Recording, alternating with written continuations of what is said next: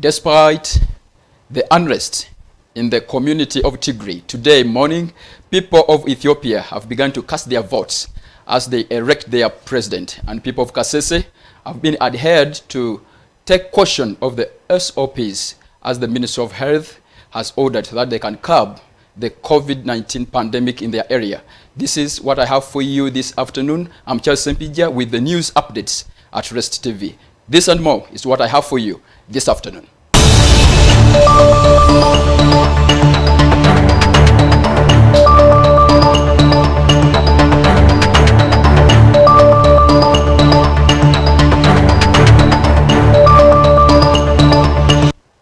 Thanks so much for watching Rest TV. Thank you so much. We really appreciate, and we always caution you to adhere to the Ministry of Health guidelines and SOPs that we can overcome this pandemic of coronavirus.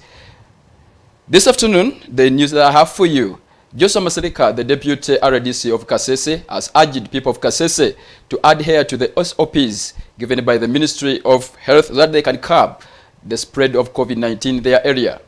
Our reporter was in Kasese and have more details of the story. At the border, you know how we have been really controlling the border. Even when the wave went off, the previous wave went off, the border was never opened. We could only allow the people who could be tested. And on the other side of the Congo, they test, but of course we cannot trust because we may not simply because we don't trust them, but we may not trust their way of testing. Even when they cross here, we test and look at what would come out of our test. Then we allow the people to go. But at the border, I think there is no border that is more prepared like the Mbondwe border in Kasese district. We are more prepared because staff is always there to check the two, the COVID-19 and also the border. And also the Wananchi themselves, because these Panya roads pass through houses of people, pass through lands of people, which people arrive. When you see a person whom you don't know, why don't you ask him where are you coming from? And we shall also encourage our people who are manning checkpoints. In any case, they see people in the vehicle, let them be asked, and they produce their national IDs. In any case, to read this, a district which, when people have crossed into that district, let them be returned back. But otherwise, the president emphasized the cutting line of transmission. We vaccinated 130. 130,016. Polls have begun in Armenia for early parliamentary elections. As of now, according to the opinion polls, the acting Prime Minister Nicole and former Presidential Robert have neck on neck. We have more of this report.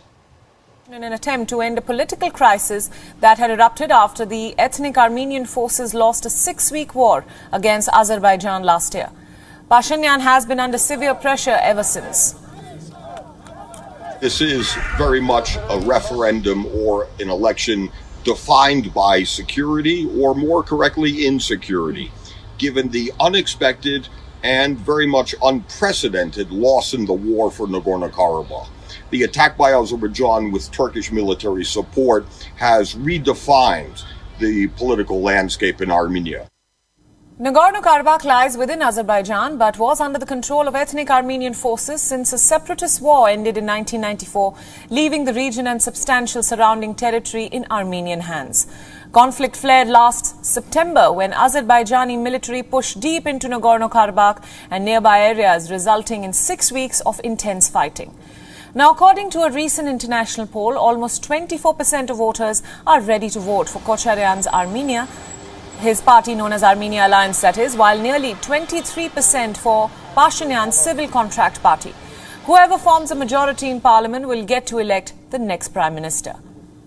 Armenia, which hosts a Russian military base, is a close ally of Moscow. though Pashinyan, who came to power on an anti-corruption agenda in 2018, has had cooler relations with the Kremlin. The main rival, Kocharyan, meanwhile, is a native of Nagorno-Karabakh and was the president of Armenia from the years 1998 to 2008. However, he was accused of acting unlawfully when he introduced a state of emergency in March 2008.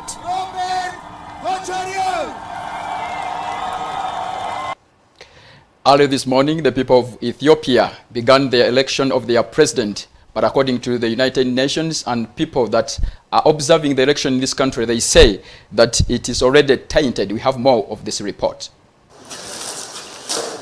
Polling stations opened in Ethiopia on Monday, as Prime Minister Abiy Ahmed's ruling Prosperity Party is widely expected to cement its hold on power. Close to 40 million people have registered to take part in the national and regional parliamentary elections. But in a fifth of the country's constituencies, Ethiopians won't be able to cast their vote as a result of insecurity and logistical issues. In 64 of them, the vote was pushed back to September 6, but officials have yet to set a date for Tigray's 38 constituencies. The elections, which were delayed twice since last year, are now contested by members of the opposition, with some accusing Ethiopia's ruling party of harassment, manipulation and threats of violence, whilst prominent opposition parties have decided to boycott the election. Security forces were deployed in capital city Addis Ababa and in the rest of the country to ensure a peaceful election. In our healthy tip tonight, we are talking about the way how you can know the good food you must take as a way of seeing that your health is good during this time of the pandemic. We have released the report.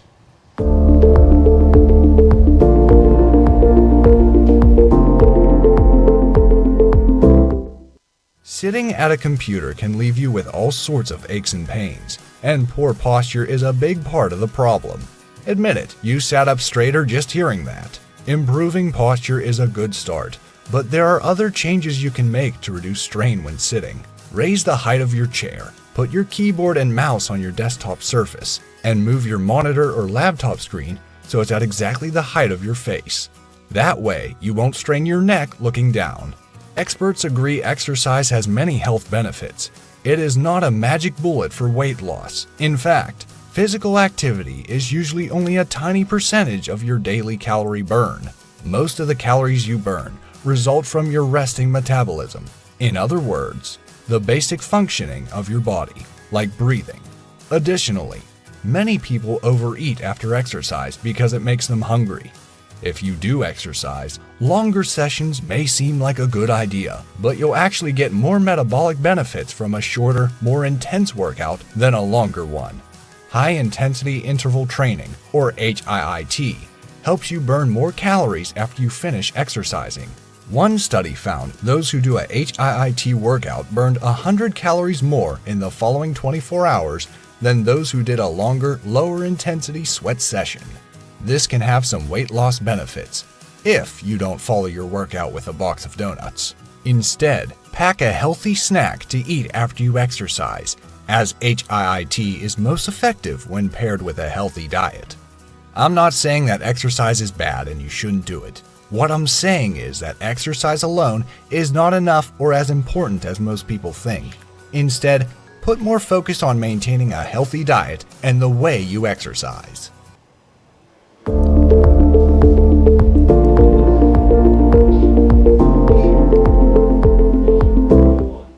More of the news updates that we have for you at Rest TV. Daniel Ortega, the president of Nicaragua, is facing multiple challenges as the country heads for the presidential elections come November this year. As we talk, 4 potential presidential candidates have been arrested in this country. We have more of this report. The elections in Nicaragua appearing just over the horizon, a long night awaits for several challenges to current President Daniel Ortega.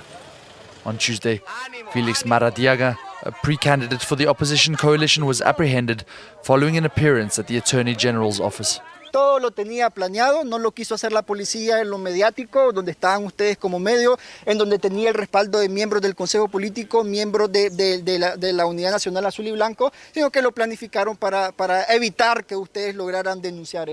Maradiaga is now being investigated for alleged crimes including terrorism and showing support for foreign sanctions against the government.